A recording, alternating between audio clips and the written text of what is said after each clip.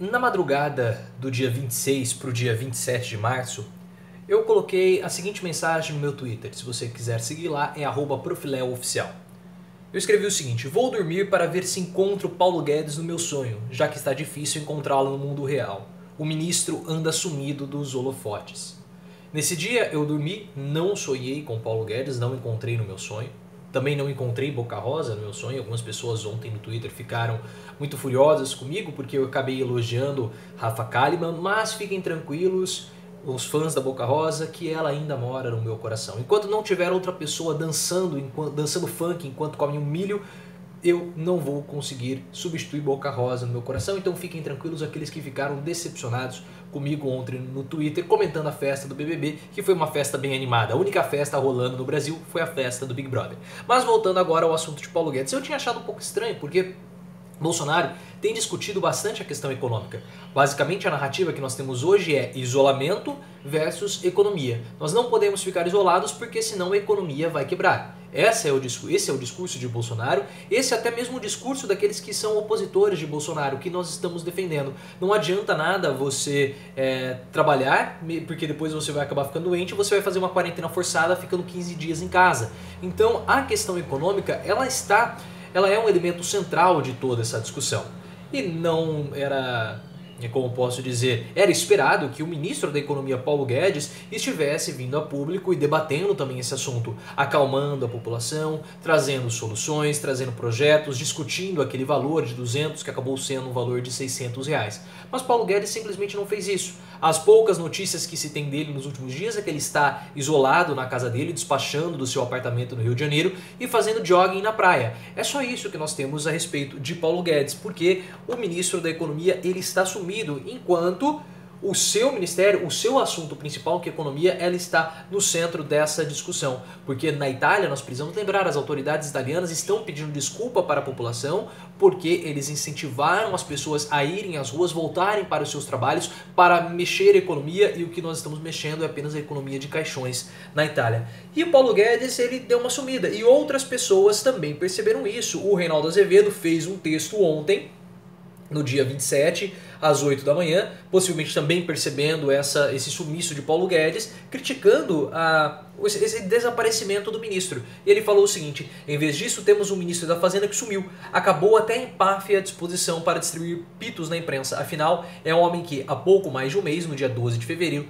cantava as glórias do dólar valorizado e vituperava contra domésticas que iam para a Disney. Outros governos já se preparavam para enfrentar o desastre. Por aqui, pisava-se nos astros desastrados. Por aqui é mais fácil condenar velhinhos pobres à morte e promover a ruaça. E o Bruno Bogossian, também na Folha de São Paulo, esse texto do Reinaldo foi para o UOL, e agora o Bruno Bogossian publicou um texto hoje, escreveu ontem, né?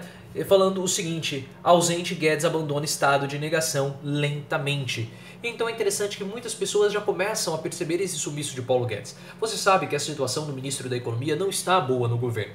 O crescimento do PIB de 1,1% em 2019 foi um crescimento muito baixo, mas bem abaixo do esperado.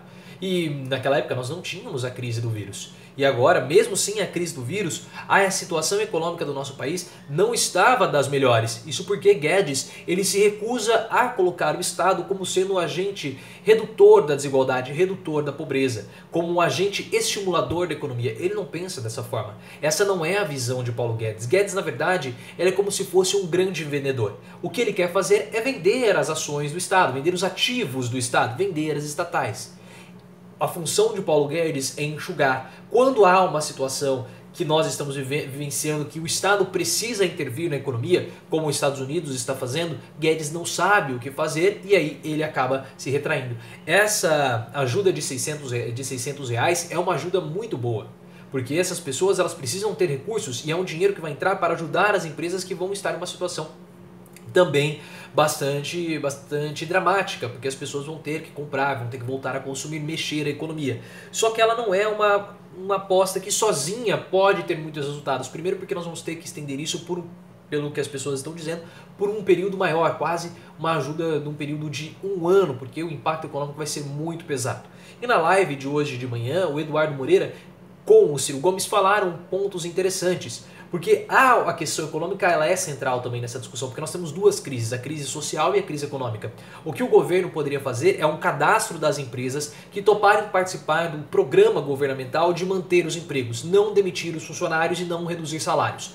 Essas empresas entrariam num programa, numa lista, e elas seriam favorecidas com esse benefício dos R$600. Seria disponibilizado um cartão de débito para as pessoas cadastradas que receberam esse benefício, e essas pessoas só poderiam consumir produtos, só poderiam comprar dessas empresas que estão adotando boas práticas na crise. Então haveria um cadastro e você só pode gastar esse dinheiro com essas empresas que se comprometeram a não demitir as pessoas, não demitir os seus funcionários. É uma ação muito interessante, um pensamento muito interessante do Eduardo Moreira, porque você consegue amarrar vários pontos nessa crise que nós estamos vivendo. Não adianta você dar dinheiro para as pessoas para elas comprarem em outras empresas. É necessário que elas comprem do micro e pequeno empresário, do mercadinho, da quitandinha, para que elas não demitam os funcionários e eles continuem com a economia minimamente morna. Não vou dizer aquecida, mas para que a gente consiga estabilizar esse período que é uma grave crise econômica que nós também estamos vivendo, que é superior até mesmo que a crise de 2008.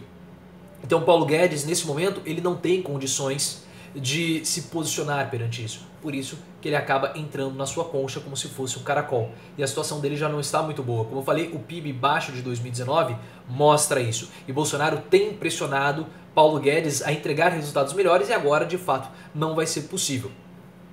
E muitas pessoas já começam a dizer, já começavam, né, antes mesmo dessa crise do vírus, que Paulo Guedes não duraria até o meio do ano. A situação agora ela se agrava ainda mais, porque os empresários começam a ficar inquietos com essa falta de posicionamento de Paulo Guedes.